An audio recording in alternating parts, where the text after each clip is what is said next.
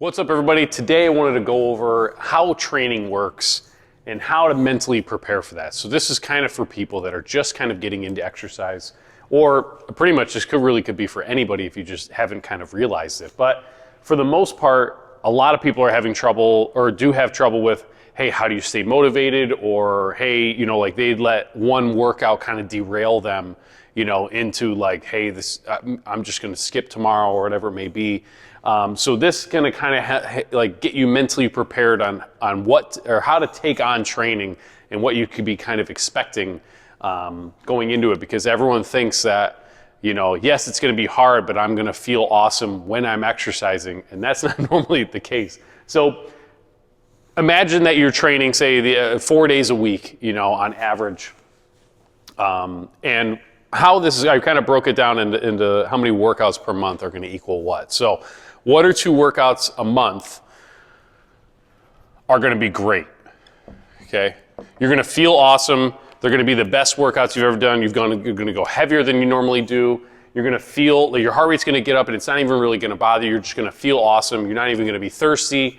These are these are what everyone thinks is going to happen, especially if you've been training for a while, and that's not the case.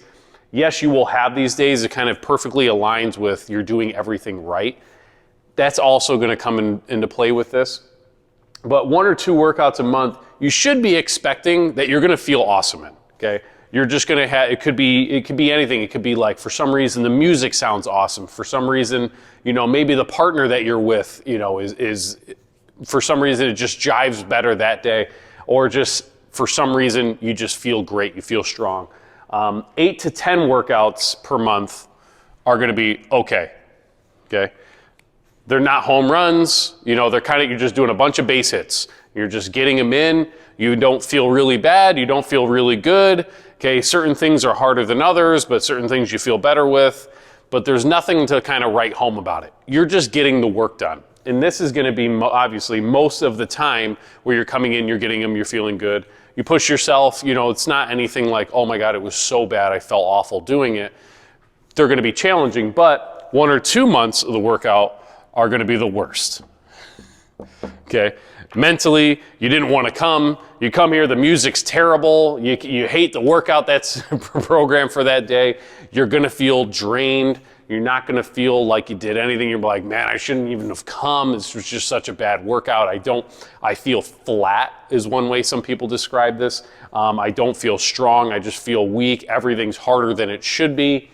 And this is expected about once or twice a month. Now, you can change these just a little bit, not too much. But for the most part, this is kind of how it goes. So if you're getting into exercising, or if you've been doing it for a long time, you just haven't realized it, this is kind of how your months are going to go for the most part.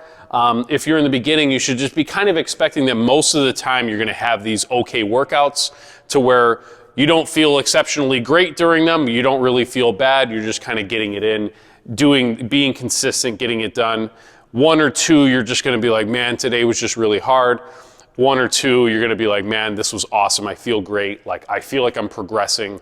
I feel awesome. Now, what you can do is you can kind of take away one of these, or not make these as bad, or make some of these a little bit better.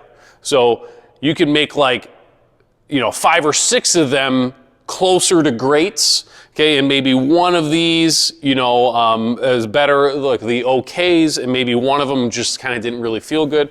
So the better that you do everything, okay, that's what's going to change these and make these better. Now, if you are, drinking over 100 ounces of water a day, okay, you're getting, 7-8 hours of sleep at night. Your nutrition, for the most part, is on point most of the time. You're not really drinking alcohol that often.